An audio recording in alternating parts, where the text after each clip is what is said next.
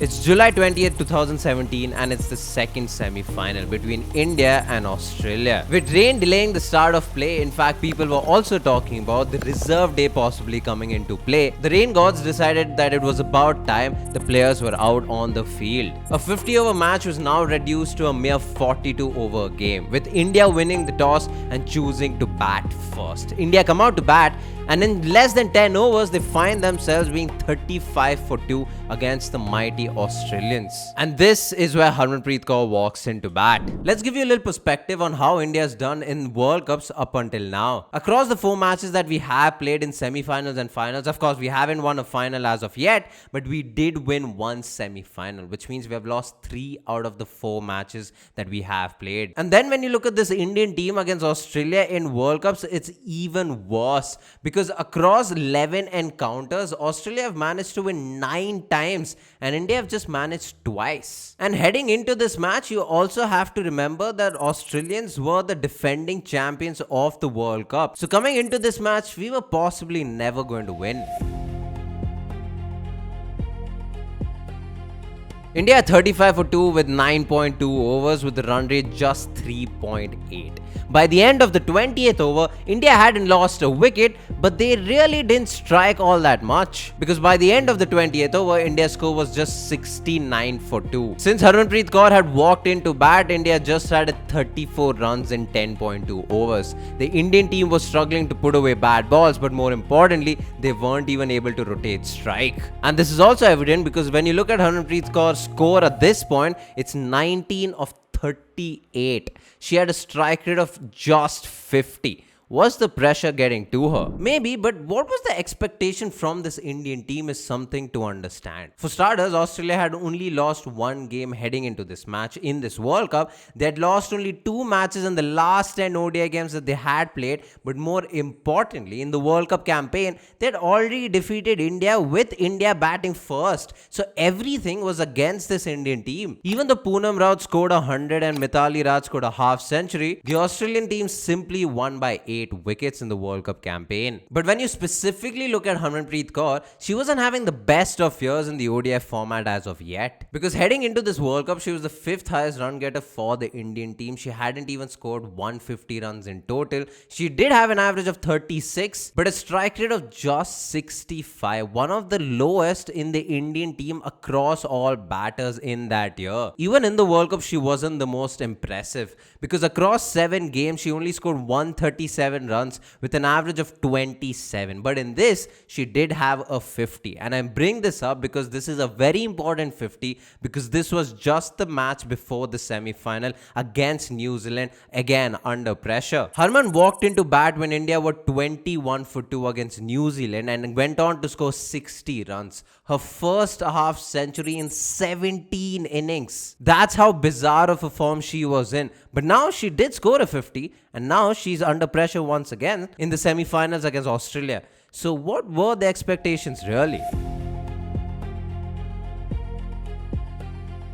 By the end of the 30th over, India had consolidated, because India's score was now 132 for 3. India, of course, had lost Mithali Raj, but the run rate is now in the 4s with a run rate of 4.4. But more importantly, once again, in the last 10 overs, the Indian team were able to get 63 runs, a run rate of 6.3 in the last 10 overs, with Harmanpreet Kaur still in the crease. Harman was now 57 of 69. In the last 10 overs, she had accumulated 38 runs in 31 balls with a strike rate of 122. This was about time.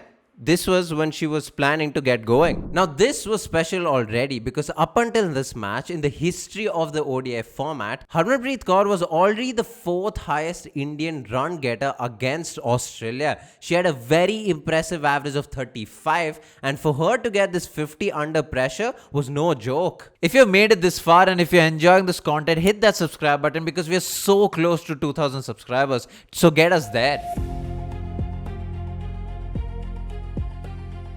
And it's in these 10 overs that things really turn around for the Indian team, and we see the really special Harmanpreet Kaur. Because between the 30th and the 40th over, Harmanpreet Kaur had hit 2 sixes and 2 4s in 1 over against Ash Gardner, getting 23 runs off that over. Not only was that the most expensive over of that innings, Later on, we find out it was the most expensive over of that match. In between all of this, India also loses Deepti Sharma's wicket, but Harmanpreet Kaur and Deepti Sharma have a partnership of 137 in 83 deliveries.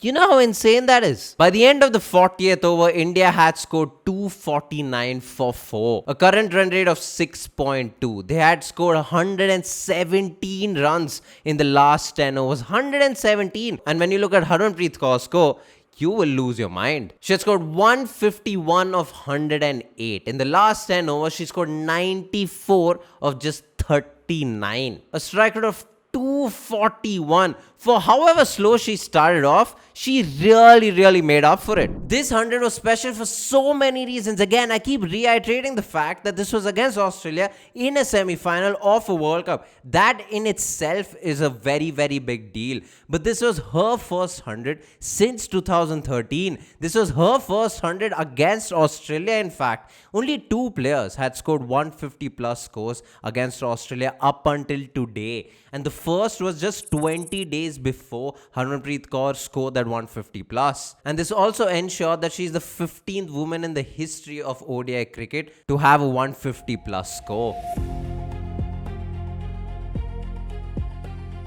Now, it was the last 2 overs. With everything we've talked about, it was important for the Indian team to finish well.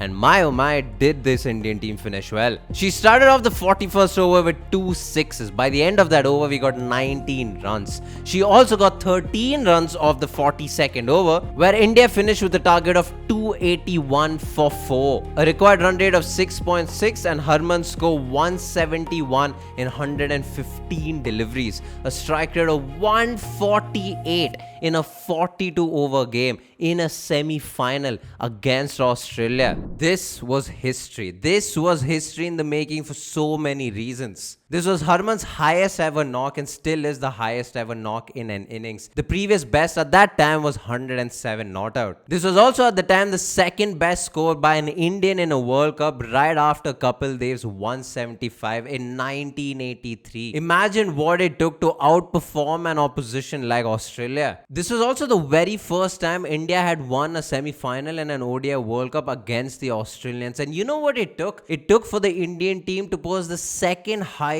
score, first innings total against the Australians at that time in the history of ODI cricket. And imagine, this was just a 42 over game and this was already the second highest first innings total against the mighty Australians. Coincidentally enough, through the innings, she also hit the 106 of the tournament. Looking back in all the games in ODI cricket history, this has to be one of the best knocks in the world of cricket. This is what the Indian team needed at the time. This is what the girls in the country needed to look up to.